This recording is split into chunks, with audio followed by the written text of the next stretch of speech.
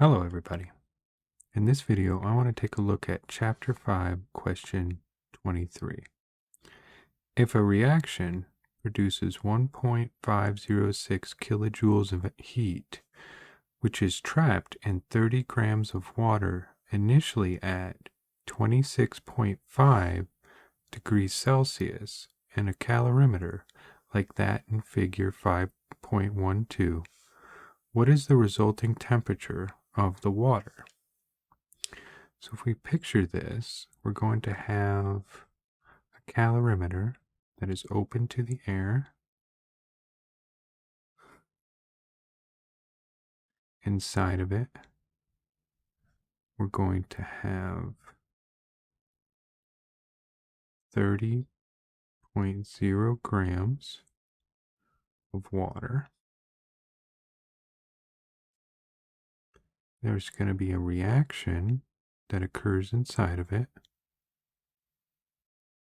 and that's going to release 1.606 kilojoules, or 1,506 joules of heat. The heat of this reaction, we're going to call Q, is going to be equal to the mass of water that we have times its specific heat capacity times the change in temperature. Our change in temperature is going to equal the final temperature minus the initial temperature. We've already been given our initial temperature in the problem. So Ti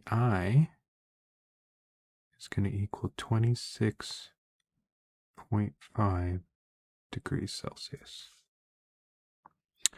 We have to solve for Tf. So the first thing we'll do is divide Q by MC. We'll then get that Tf minus Ti is going to equal Q divided by MC. Now to get Tf all by itself, we'll add Ti to the other side.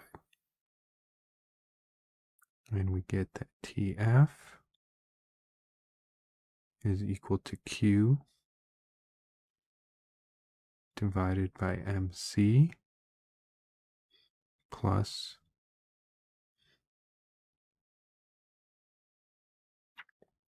Ti. Now we're set up to start inputting our values. Okay. The first value I want to start with is going to be what is our specific heat capacity. And that was given to us when they said that we're going to be working with water. So our specific heat capacity for water is going to be 4.184 joules per gram degree Celsius.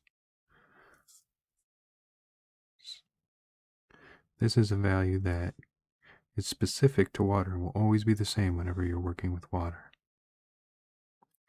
The mass is our 30 grams.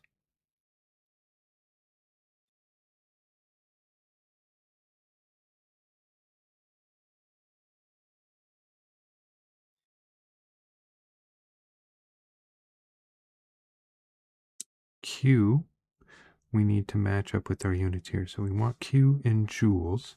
So that's going to be our 1,506 joule number from above.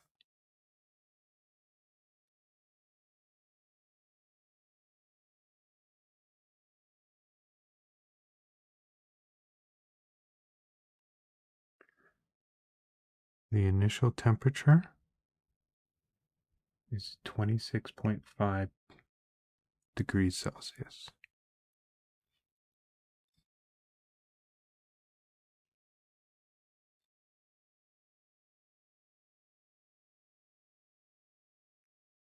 Now we can get our calculator out and calculate this portion right here.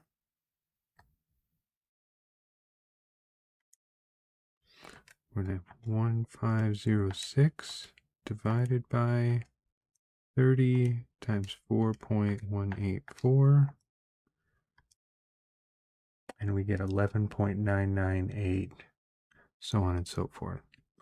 Here we have three significant figures, so we're going to have to round this value to three significant figures, which gives us a value of 12.0 degrees Celsius. Let's double check our units now. We're going to have joules canceling with joules. We're going to have grams canceling with grams. We're left with 1 over degrees Celsius. That will give us degrees Celsius. Plus